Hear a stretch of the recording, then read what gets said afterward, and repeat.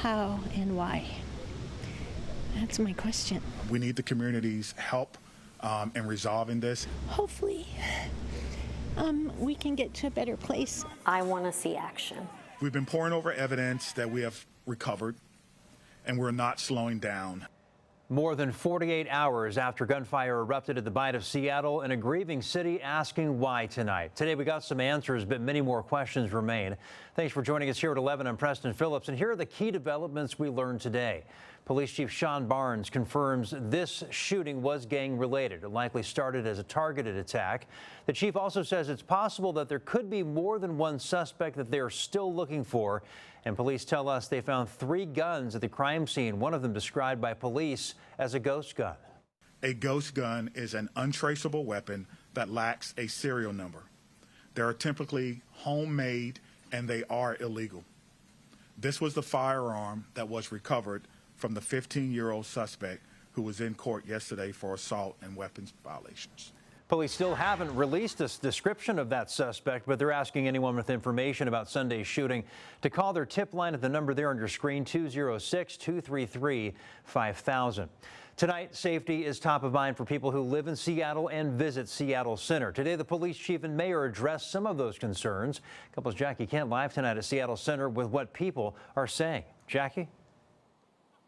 Still a lot of heavy emotions, Preston. You could see just how much people are adding to this growing memorial at Seattle Center for the victims. People visiting say they generally feel safe here, but they do have unanswered questions about the investigation and what the city is doing to help prevent another tragedy.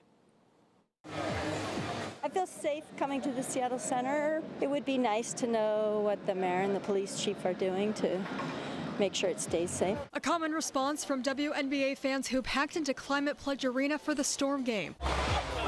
2 days after a shooting at Seattle Center sent crowds into a panic. 3 people were killed and 4 others injured, including a toddler, at the popular Bight of Seattle Food Festival. Do you think the city will do what it needs to do to help keep people safe?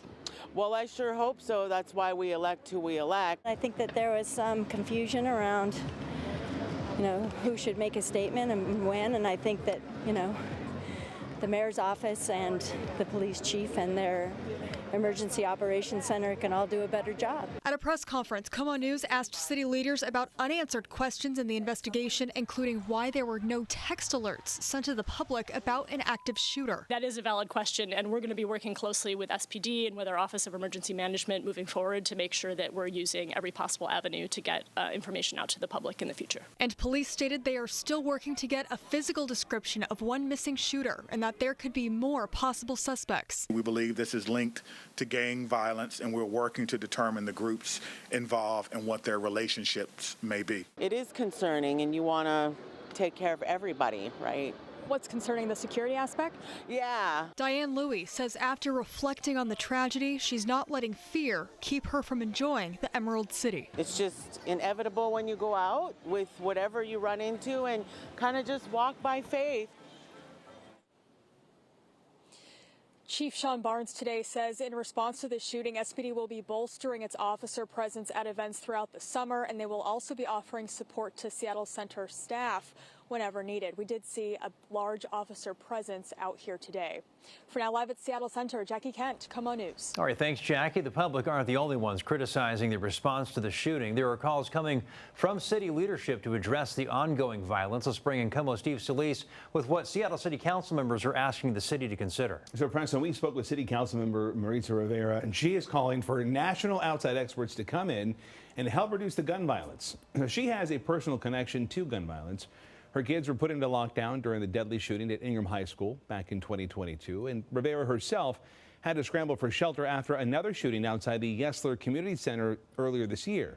Now she is urging Mayor Katie Wilson to formally partner with the National Network for Safe Communities at John Jay College of Criminal Justice. That organization works with cities to implement a strategy of group violence intervention.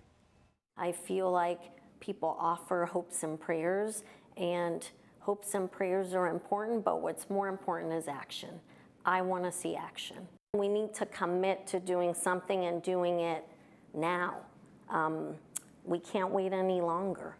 Rivera said the 2-year partnership would cost approximately $417,000. She intends to seek dedicated funding during the city's budget process. Mayor Katie Wilson did acknowledge Councilmember Rivera's request for gun violence intervention during today's news conference. And I want to express thanks to Councilmember Rivera for the gun violence symposium that she recently organized to help to move this conversation forward. We will be undertaking this work in partnership with our City Council, the King County Executive and Council, the Regional Office for Gun Violence Prevention, our elected city and county attorneys, state and federal law enforcement partners, and most importantly, our communities who are disproportionately impacted by the epidemic of gun violence. We did ask Mayor Wilson about surveillance cameras, which is another source of criticism for her administration. And she says the city is still waiting the results of a security and privacy audit and an evaluation of the pilot program for those cameras. Preston? All right, thanks, Steve. And that brings us to our KOMO Pulse Poll tonight. You can scan the QR code there on your screen to participate. We're asking, do you approve of how the city of Seattle has handled the Bite of Seattle shooting? This is a live look at the results, and you can see a majority here, an overwhelming majority, 82% saying no, 14% say too early to say, only 4% say yes. Again, if you'd like to weigh in, just scan that QR code there on your screen. That'll take you directly to the story on KOMOnews.com. Dramatic new video shows Seattle police officers tending to victims and doing crowd control in the moments after multiple people were shot. KOMO's Jeremy Harris spoke with the head of the Seattle Police Officers Guild, who says the hard work of officers is being overshadowed by the criticism of the mayor and the police chief. New video shows the moments right after shots were fired in Seattle Center. Seattle police officers are at every angle, some attending to the wounded while others look for any threats. It was a chaotic scene, but officers got it under control quickly. Kent, you were there that night when this shooting happened. What did you see from your fellow officers? When this set off, every single officer I saw was running towards gunfire. Seattle Police Officers Guild President Kent Liu was working the event in uniform. For years, we've had extra training as far as first aid response, trauma, triage, and things. And that really was highlighted during this event. In the subsequent days, there have sort of been several scandals that have emerged around City Hall. Does that frustrate you, and is that a distraction from the good response of the officers?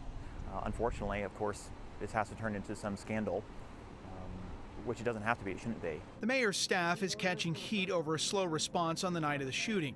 It took 5 hours for police and the mayor to give out basic information about what happened.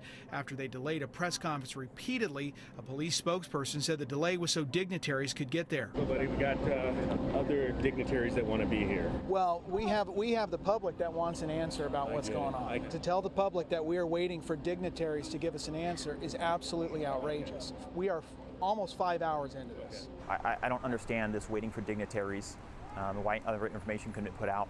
As far as I'm concerned, our media department is fairly competent, and like you said, this is not their first rodeo here. It just seems like it was coming from somewhere else. So where did the instruction to delay that press conference come from? Well, Mayor Wilson has repeatedly denied that it came from her office. Police have not given any sort of clarification about why they said that it was postponed for those dignitaries to get there. We're working to get answers to that. Reporting in Seattle, Jeremy Harris, KOMO News. And tonight we're learning more about the people who were killed in Sunday's shooting. 44-year-old Carlos Sanchez Villalba is described as a husband and father of 3 who was spending time with loved ones at the Bite of Seattle when he was shot.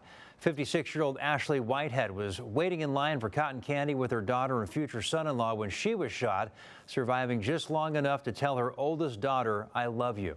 Authorities say 19-year-old Junior C. Nico Simo was one of the shooters who was shot multiple times and died at the scene.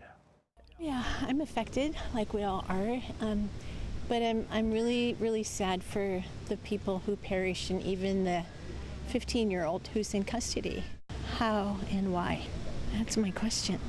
Another memorial for the victims is planned for 6:30 tomorrow evening at Seattle Center.